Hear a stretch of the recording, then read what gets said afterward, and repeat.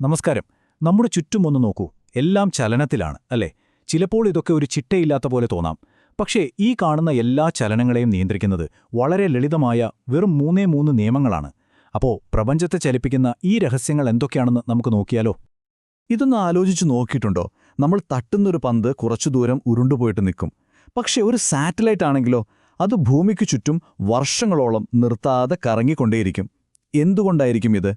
ഈ ഒരു വിശകലനം കഴിയുമ്പോഴേക്കും ഇതിന്റെ ഉത്തരം നിങ്ങൾക്ക് വളരെ വ്യക്തമായി മനസ്സിലാകും, ഉറപ്പ്.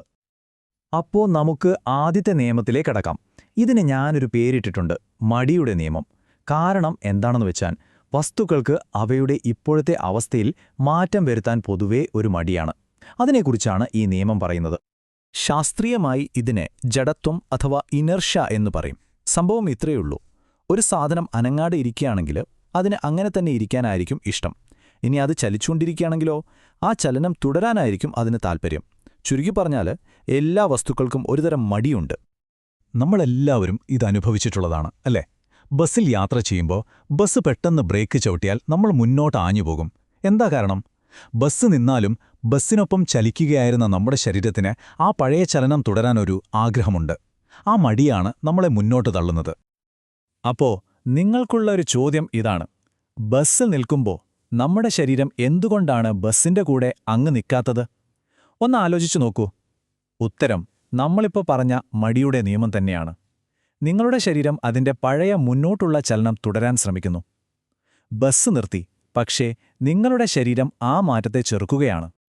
ഓക്കെ, അപ്പോൾ എല്ലാത്തിനും ഇങ്ങനെ മടിയാണെങ്കിലേ പിന്നെ എങ്ങനെയാ നമ്മളൊരു വസ്തുവിനെ അനക്കുന്നത്, അല്ലെങ്കിൽ അനങ്ങുന്ന ഒന്നിനെ നിർത്തുന്നത്?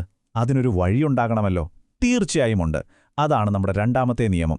നമുക്കിതിനെ തള്ളിന്റെ നിയമം എന്ന് വിളിക്കാം. അപ്പോൾ ഒരു വസ്തുവിൻ്റെ ഈ മടിയെ മറികടന്ന് അതിൻ്റെ അവസ്ഥയ്ക്കൊരു മാറ്റം വരുത്തണമെങ്കിൽ എന്തു ചെയ്യണം? സിമ്പിളാണ്. നമ്മൾ പുറത്തുനിന്ന് ഒരു സഹായം കൊടുക്കണം, ഒരു ശക്തി പ്രയോഗിക്കണം. ഈ ഇടപെടലിനെയാണ് നമ്മൾ ബലം അഥവാ ഫോഴ്സ് എന്ന് പറയുന്നത്. ലളിതമായി പറഞ്ഞാൽ ഒന്നുകിൽ ഒരു തള്ള് അല്ലെങ്കിൽ ഒരു വലി. ഈ ബലത്തിന് ഒരു വസ്തുവിനെ ചലിപ്പിക്കാൻ പറ്റും, നിർത്താൻ പറ്റും, അതിന്റെ പോകുന്ന വഴി തിരിച്ചുവിടാൻ പറ്റും. എന്തിന്? അതിന്റെ രൂപം വരെ മാറ്റാൻ സാധിക്കും. ഈ ബലത്തിനൊരു ഫോർമുലയുണ്ട്. നമുക്കിതിനെ ചലനത്തിന്റെ ഒരു പാചകക്കുറിപ്പ് എന്ന് തന്നെ വിളിക്കാം. ഫോഴ്സ് എന്നത് ഒരു വസ്തുവിന്റെ മാസിനെ, അതായത് പിണ്ഡത്തെ, അതിന്റെ ആക്സിലറേഷൻ, അതായത് ത്വരണം കൊണ്ട് ഗുണിക്കുന്നതാണ്. F=ma എന്ന് കേട്ടിട്ടില്ലേ? തള്ളലും വലിയുമൊക്കെ എങ്ങനെയാണോ പ്രവർത്തിക്കുന്നതെന്ന് മനസ്സിലാക്കാനുള്ള മാസ്റ്റർ കീയാണിത്. അപ്പോൾ ഈ പാചകക്കുറിപ്പിലെ ചേരുവകൾ എന്തൊക്കെയാ? F അതാണ് നമ്മുടെ ബലം. ഇത് നമ്മൾ ന്യൂട്ടൺ എന്ന യൂണിറ്റിലാണ് അളക്കുന്നത്. പിന്നെ M മാസ് അല്ലെങ്കിൽ പിണ്ഡം, അതായത് ഒരു വസ്തുവിൽ എത്ര സാധനമുണ്ട് എന്നതിൻ്റെ അളവ്. നമ്മൾ നേരത്തെ പറഞ്ഞ ആ മടിയുടെ ഒരു അളവാണ് ഈ മാസ്. കുയിക്കുമ്പള A ത്വരണം, അതായത് വേഗതയിൽ വരുന്ന മാറ്റം. ഇനി അടുത്ത ചോദ്യം: ഒരു ഒഴിഞ്ഞ ഷോപ്പിംഗ് കാർട്ട് തള്ളുന്നത് എളുപ്പമാണ്, പക്ഷേ ഒരു കാർ തള്ളാനോ? ഭയങ്കര പാടാണ്. എന്താ കാരണം? നമ്മുടെ F=ma എന്ന പാചകക്കുറിപ്പ് വെച്ച് ഒന്ന് ചിന്തിച്ചേ. കാറിന് മാസ്, അതായത് നമ്മൾ പറഞ്ഞ മടി, ഒരുപാട് കൂടുതലാണ്. അതുകൊണ്ട് തന്നെ അതിനെ ഒന്ന് ചലിപ്പിക്കാൻ നമുക്കൊരുപാട് ബലം പ്രയോഗിക്കേണ്ടി വരും. കണ്ടില്ലേ? സിമ്പിളാണ്. ശരി, നമ്മൾ 2 നിയമങ്ങൾ പഠിച്ചു കഴിഞ്ഞു.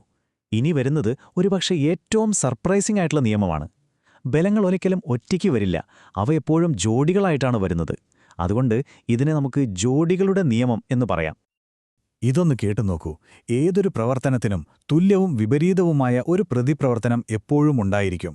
അതായത് നിങ്ങൾ ഒന്നിനെ തള്ളിയാൽ അത് നിങ്ങളെയും അപ്പോൾ തന്നെ തിരിച്ചു തള്ളും. ഈ ചിത്രം നോക്കൂ. ഒരാൾ ബോട്ടിൽ നിന്ന് കരയിലേക്ക് ചാടുമ്പോൾ അയാൾ ബോട്ടിനെ പിന്നോട്ട് തള്ളുന്നുണ്ട്, അല്ലേ? അതേസമയം തന്നെ ബോട്ട് അയാളെ മുന്നോട്ടും തള്ളുന്നുണ്ട്. അതുകൊണ്ടാണ് അയാൾക്ക് ചാടാൻ പറ്റുന്നതും ബോട്ട് പിന്നോട്ട് നീങ്ങുന്നതും. ഒന്ന് ചിന്തിച്ചു നോക്കിയാൽ മതി. ഇത് നമ്മുടെ ചുറ്റും എപ്പോഴും സംഭവിക്കുന്നുണ്ട്. നമ്മൾ നടക്കുന്നതെങ്ങനെയാ?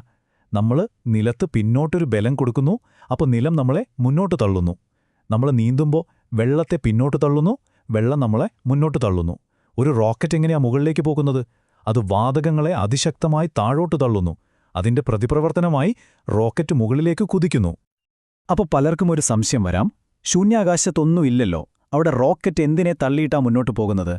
അവിടെയാണ് ഈ നിയമത്തിന്റെ ഭംഗി. റോക്കറ്റിന് മുന്നോട്ട് പോകാൻ മറ്റൊന്നിനെയും തള്ളേണ്ട ആവശ്യമില്ല. അത് അതിന്റെ ഉള്ളിൽ നിന്ന് പുറത്തേക്ക് വരുന്ന വാതകങ്ങളെ അതിശക്തിയായി പിന്നോട്ട് തള്ളുന്നു. ആ തള്ളലാണ് അതിനെ മുന്നോട്ട് കൊണ്ടുപോകുന്നത്. അപ്പോൾ ഈ 3 നിയമങ്ങളും ഇപ്പോൾ നമ്മുടെ കയ്യിലുണ്ട്. ഇനിയും ഫിസിക്സ് പഠിക്കുന്നവർ ഉപയോഗിക്കുന്ന ഒരു ചെറിയ ടെക്നിക്ക് ഉപയോഗിച്ച് നമ്മുടെ കണ്ണിന് കാണാൻ പറ്റാത്ത ഈ ബലങ്ങളെയൊക്കെ എങ്ങനെ എളുപ്പത്തിൽ കണ്ടുപിടിക്കാം എന്ന് നോക്കാം. ഒരു ഫോഴ്സ് സ്പോട്ടർ ആകാൻ നിങ്ങൾ റെഡിയാണോ? ഇതിന്റെ പേരാണ് ഫ്രീ ബോഡി ഡയഗ്രാം. പേര് കേട്ട് പേടിക്കണ്ട, സംഭവം വളരെ സിമ്പിളാണ്. ഒരു വസ്തുവിനെ എടുക്കുക, എന്നിട്ട് അതിൽ എവിടെന്നൊക്കെ ഏതൊക്കെ ദിശയിൽ തള്ളും വലിയും വരുന്നുണ്ടോ അതൊക്കെ ആരോ മാർക്കിട്ട് വരയ്ക്കുക. അത്രേ ഉള്ളൂ, ബലങ്ങളുടെ ഒരു മാപ്പ് പോലെ. ഈ ഒരു മാപ്പ് കയ്യിലുണ്ടെങ്കിൽ പിന്നെ കാര്യങ്ങൾ എളുപ്പമായി. എത്ര സങ്കീർണമായൊരു സാഹചര്യത്തിലും ഏതൊക്കെ ബലങ്ങളാണ് അവിടെ ഉള്ളതെന്ന് നമുക്ക് ക്ലിയറായി കാണാം. നമ്മൾ പഠിച്ച ആ 3 നിയമങ്ങളും അവിടെ എങ്ങനെയാണ് ഒരുമിച്ച് പ്രവർത്തിക്കുന്നതെന്നും ഈസിയായിട്ട് മനസ്സിലാക്കാം. ഓക്കെ, അപ്പോൾ ഈ നിയമങ്ങളെ വെച്ച് നമ്മുടെ സാധാരണ ലോകത്തിലെ മിക്കവാറും എല്ലാ ചലനങ്ങളെയും വിശദീകരിക്കാം. പക്ഷേ ഒരു ചോദ്യം ബാക്കിയുണ്ട്. കാര്യങ്ങൾ അവിശ്വസനീയമാം വിധം വേഗത്തിലായാൽ, ഏകദേശം പ്രകാശത്തിന്റെ വേഗതയിൽ, അല്ലെങ്കിൽ ചിന്തിക്കാൻ പറ്റാത്ത അത്ര ചെറുതായാൽ, ഒരു ആറ്റത്തിനേക്കാളും ചെറുത്, അപ്പോൾ എന്ത് സംഭവിക്കും? ഈ നിയമങ്ങളൊക്കെ അവിടെയും ശരിയാകുമോ? അതെ, അത് തികച്ചും വേറൊരു ലോകമാണ്. ഫിസിക്സിലെ അത്ഭുതങ്ങളുടെ അടുത്ത വാതിൽ. അതിനെക്കുറിച്ച് നമുക്ക് മറ്റൊരിക്കൽ സംസാരിക്കാം.